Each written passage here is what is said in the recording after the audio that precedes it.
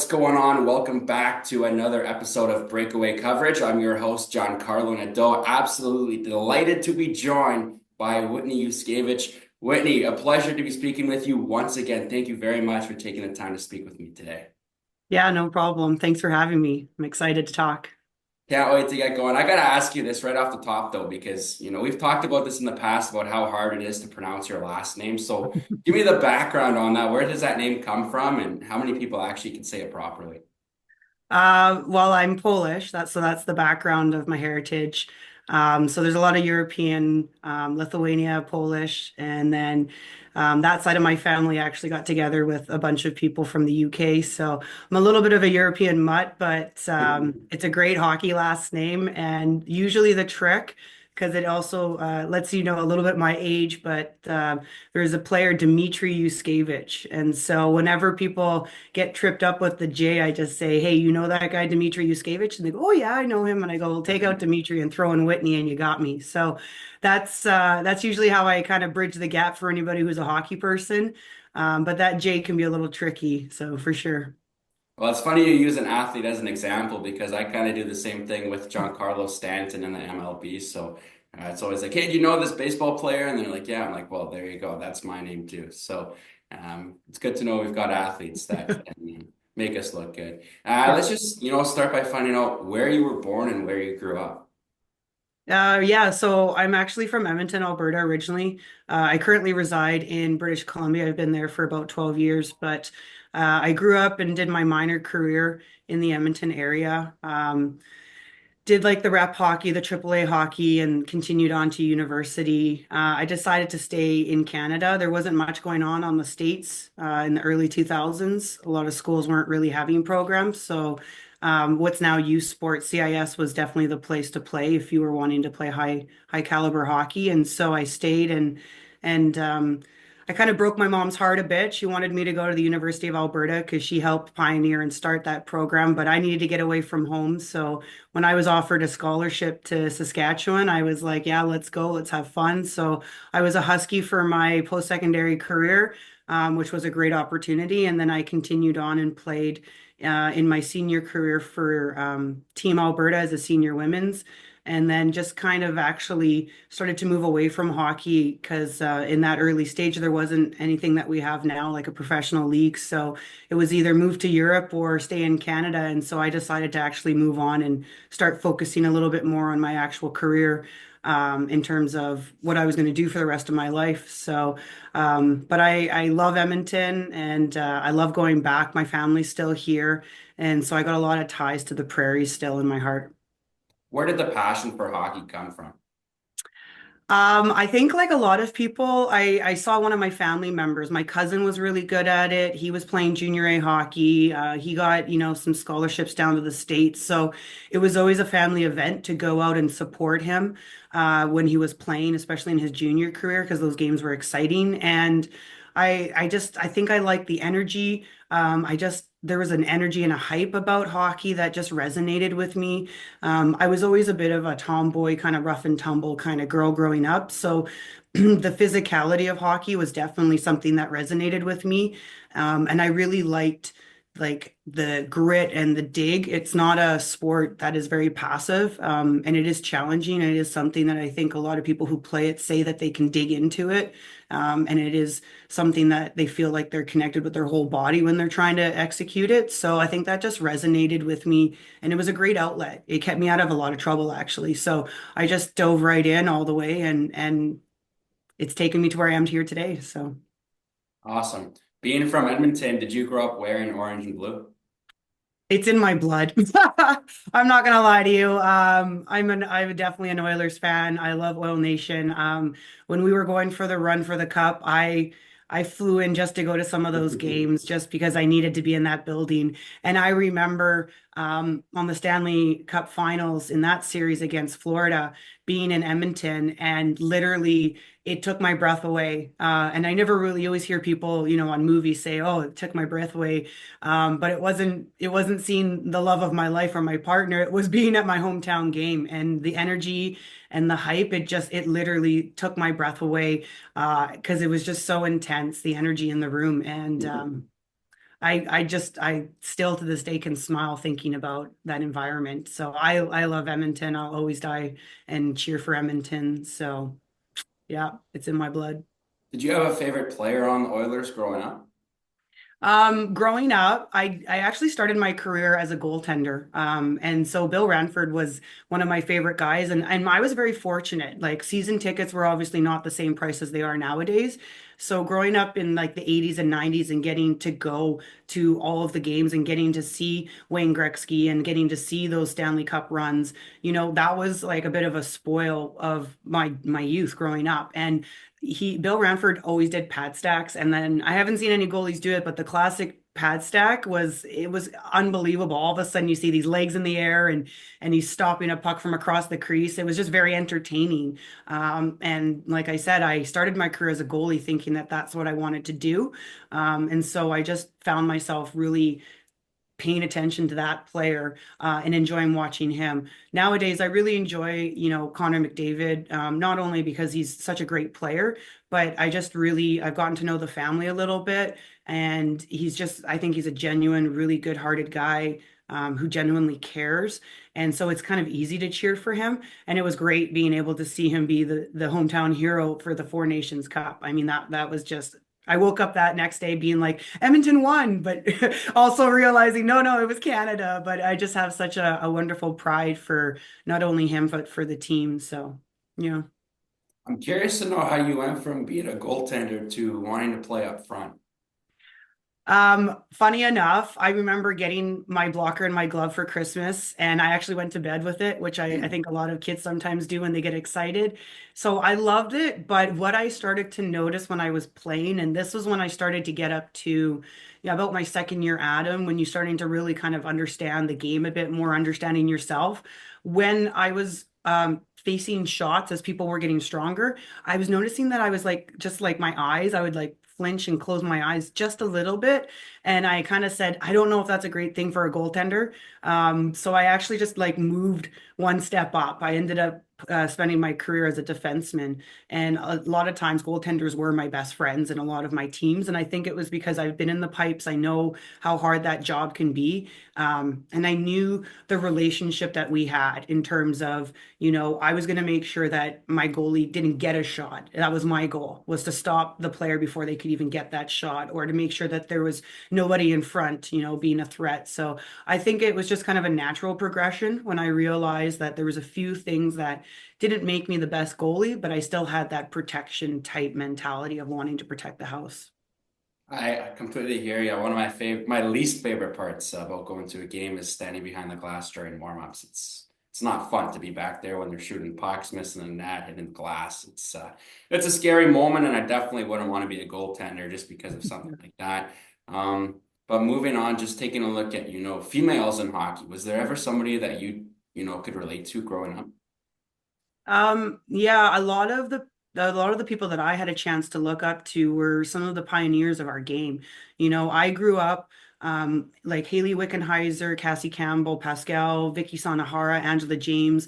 They're about 6 to 10 years older than me. So when I was young, those were the girls that were in their prime, and they were the ones that were really pushing. And Hockey Canada was, the top that you could get to. There was no coverage on the European League, so we knew that there was something going on out there, but it wasn't really, in your face. It didn't get on TV. So the people that were coming to potentially come and talk to us and show us the gold medals, was Cassie Campbell, was Haley Wickenheiser. So those were the household names that we knew, that we looked up to when it came to female athletes. It's incredible to see how many more there are today just because of the development of the sport. You know what I mean? So there's tons of ladies now, but it's kind of funny. They're all younger than me, so it's like I feel like I'm cheering them on, but I'm trying to pull them up and say, "Come on, ladies, like keep going, you got this," as opposed to aspiring to want to be them. Sometimes I wish I could just start over again, like drop back under and let me be 14 again and go through this experience, because it's really different. But it was those pioneer and those trailblazers that set the tone and set the path for those women to come. Well, the PWHL, it's in its second season. almost close to getting 1 million fans through the doors to watch women play hockey. I mean, I'm sure that's pretty, even though you're not a part of the league, it must make you feel pretty proud. Yeah, I actually got to go when they did the kind of takeover tour when they came out west. I made sure that I had time and I actually made sure that I bought enough tickets to bring all my coaching staff that helped me in my private business to make sure that we were out there and experiencing it. And it was unbelievable. Again, one of those take your breath away moments. I felt like I was walking around getting just emotional, no matter where I was, whether it was seeing players that I developed because I have a strong base in the lower mainland and I've worked with, almost all of the female hockey associations over the years in some capacity. And so just seeing that community and seeing that generation, whether they were wearing the swag, whether they had signs, or whether they were just excited to get to see women, but then also running into a lot of the other people from the industry who were also there supporting the event. So it was a really interesting experience being there. And like I said, it was very emotional. I found myself just sitting back and being like, wow, I can't believe this is here. And it was kind of cool with the audience because the audience didn't matter who was shooting and who was scoring. They were cheering for both teams. So it was kind of interesting. You didn't hear any, sometimes, you hear the boos when the visiting team scores against the home team, but there was none of that because everyone was just so excited that we were getting this opportunity. And the amount of, whether it was through the media or whether it was people with signs or just, verbally saying like, you got to see this place. It's sold out. Like, get us a team on the West. So it'll be interesting to see how the league develops because I know it got a lot of traction and it was pretty amazing to see, getting to see even, players. We were getting to see some of the players that were some of the hometown girls like Jen Gardner. I remember looking and being like, is that Gracie as the ref and recognizing her and knowing some of the coaches? Like it was I think like surreal might be the word, to use. It was so wonderful to see that come to fruition. It truly was 9 takeover tour games. Great to see the PWHL growing like it is, but also to see the relationship that it has with the National Hockey League. Hmm. The NHL recognizing, what they have to work with, what's in front of them. Pretty cool feeling. I've had the chance to see a couple of games myself, and it's just a lot of fun. And yeah, you're right. There's not a lot of people that really have a favorite team. They just like supporting women in general. Yeah. Yeah, I haven't bought my sweater yet because I don't know who I'm cheering for yet. Yeah, let's talk a little bit more about some of the individuals in the league. Of course, you have a bit of a relationship there with Troy Ryan. So what can you tell me about him? I met him actually when I was brought in just after COVID. Hockey Canada brought they usually do like their summer camps and sometimes they do them in different little pockets. But this year they decided to do the three different teams, their junior, their under 22, and then their senior women's at one camp all together at Winsport in Calgary. And so I was actually brought in as a skills coach because that's one of my certifications is I'm a Hockey Canada certified skills coach. And so they brought me in to be a part of that. And that's where I met Troy. Corey was on his staff during that time. And I was just actually I was just actually taken back by how grounded and like real he was, sometimes because he has a pretty high profile. He's coached a lot of really good teams. He's had great success on those teams. You know what I mean? But just talking to him felt like I was just talking to a regular person, any colleague of mine. And I think it was definitely from his point of view of just being open and welcoming to the staff and recognizing, that I had something to maybe to contribute as a skills coach and he was interested to have conversations and to see from that perspective. And that really just like opened up that opportunity for me to want to stay in connection with him. And so when he did get that team in the PWHL and I was actually at like a Canadian brew house and I saw it on TV and I was like, "Hey, can we put the game on?" And I had to text him and say like I just saw you on TV. I think that's great. Like this is so exciting. And then he's also part of the NHL Coaches Association, as you said, the relationship between the NHL and the PWHL. So, they were bringing in a lot of those coaches. And last year, when we had the conference in Vegas, I was able to meet up with him again in person, and again just connect. And it wasn't awkward. It was just like, oh, hey, Whit, and he was actually excited to see another friendly face, and we had great conversation, and Corey was there, and another gentleman that's a BC guy who used to work with the UBC team was Mike Summers, and Howie Draper on the initial year in New York. Howie Draper was someone that I knew growing up from my past. He worked with my mom. Him and my mom developed the University of Alberta program back in '97, and that program went on to have a dynasty. I think from like '97 to 2010, they had about 11 Canada West championships, 7 national championships. Like they built great programs. And so getting to know some of those good coaches like Howie, getting to know Mike, through BC hockey in my adult career was almost like a bit of a luxury where I was just allowed to be around people. And every time I would ask them, like, how do you make such great teams? Like, Troy was winning gold medals with Team Canada, and a lot of times they just say, surround yourself with the right people. Like surround yourself with people that are part of the vision, that have something to contribute, and let them have a voice. You know what I mean?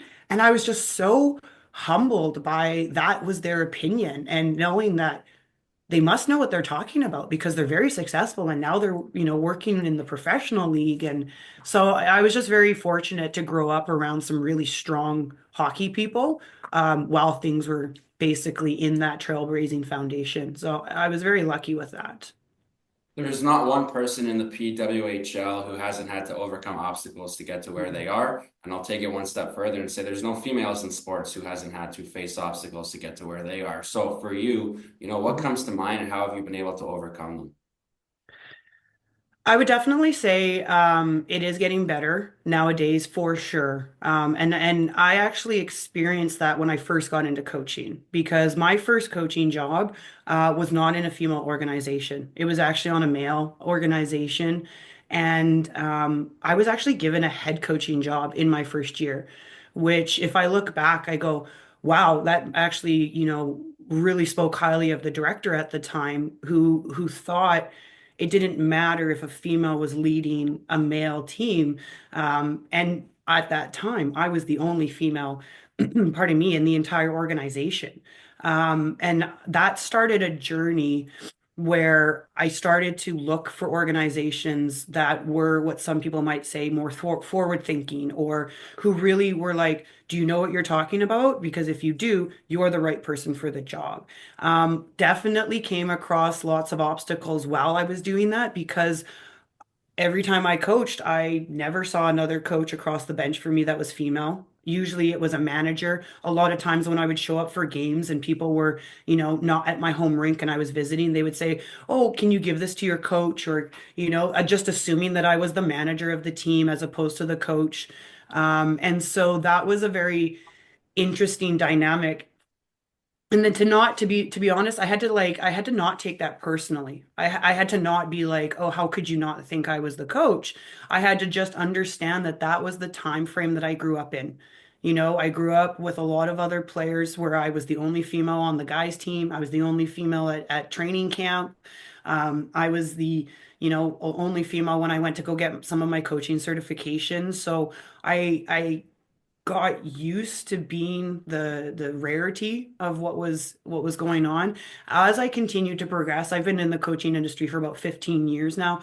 I am seeing more and more, but I do a lot of mentorship to try and develop more females. It's almost giving them, they say if you can see it, you can be it. So giving them that opportunity to be like, hey, like I have been the only female in the room. I have fought for my voice to be heard. I have had people think maybe, my opinion is not as valuable as my male counterpart, but it's okay because that's not everyone. You know what I mean? That's not everybody's perspective. And I remember having conversations with some of the parents and making a comment like, how do your players feel about having a female, as their coach? And some of the parents were saying, I don't think they see that. They just see you as someone who has knowledge, someone who believes in them, someone who supports them, wants them to do better. And you're starting to see that more and more. I'm still working with a lot of male athletes, and I don't ever feel the female, card kind of being there. They understand that I care and they build that trust. And now they just see me as coach. And I think a lot of women are starting to get that. Like Jessica Campbell has made comments that, the guys just see her as someone that cares, and therefore she's able to do her job at such a high level. She has an organization, but there's a lot of obstacles where people have said no to you, where people have said, that's great. And growing up, I did make sure I had my certifications. I did have my training because sometimes that was what I had to present to justify why I was allowed to be in the same space, why I was allowed to have the jobs that I was given. But a lot of it came because um, I had a very I had a very strong mom who demonstrated that. She fought at a young age when I was in minor hockey. She fought saying we don't have transparency in our tryouts, and there's a lot of girls who aren't getting that opportunity. Like I said, she helped Howie Draper create female hockey, and she worked with other universities across Canada West to have university teams. She was recruiting ringette players because there wasn't enough women who played hockey at the time, right? But they knew how to skate and they knew how to move, so they were like, "We'll teach you." So I was given a pretty good role model to not be afraid to stand up in a room full of men and think that I wasn't supposed to be there. I had a good foundation presented as I was growing up, so I was very fortunate that way. Well, I appreciate your honesty there. It's not an easy question to answer. Do you feel we still have a long way to go before more females are involved in sports? Um, I think we have a long way to go before you start seeing some of those, 2-to-1 male to female ratios or even a 1-to-1. But I'm very excited. And maybe not a lot of the general public gets awareness, but being part of the NHLCA on the female mentorship and getting to know a lot of the women in that program, you see the different roles in different departments that women are getting. Seattle has been a huge advocate for just hiring the right person. They've had female scouts, they've had female AGMs. I think the Canucks had also some a female AGMs. Yeah. Toronto has, player development. I think Haley's involved with those. I'm not sure if she still is, but she definitely was. Even this past year, Jessica got on the bench, but Corey Chevry got on the bench with NHL teams. There's a lot of females that work in the personnel and other departments that don't get the spotlight in NHL programs, from scouting to video analysis to working with their junior teams that are, basically based out of that. So you're starting to see more of that. But again, I think we do have a long way to go until you see equal or even close to equal representation. But the PWHL is giving that opportunity to women. And when they did, last year make those initial announcements, and you saw a lot of female coaches, you saw female assistant coaches, you saw female GMs and those types of things. I think it's great because it's giving the opportunity of women to lead organizations, to be key players in personnel. And that's only going to strengthen them if they do want to move into opportunities like the American League or eventually NHL. And programs like the NHLCA, where they advocate for not only just the female, but for their BIPOC community, those are the ones that are going to help bigger organizations that are used to maybe only male being an option. They're going to help bridge the gap and create and open those doors for women that are coaching university teams right now, women that are coaching those types of elite caliber programs who definitely deserve the opportunity to maybe get on the bench, to get on the staff in some capacity. So it's coming. And I think it's going to move a lot faster in the next 10 years than it did in the past 10 years, now that it has somewhere to move to in terms of a league, in terms of opportunity. That's Whitney Juszkiewicz. Whitney, thank you so very much for taking the time to speak with me today. A pleasure as always. Yeah, thank you so much. Thanks for joining us for this episode of Breakaway Coverage. I'm Giancarlo Nadeau. We have a new episode coming out each week. Make sure you follow along for more female content.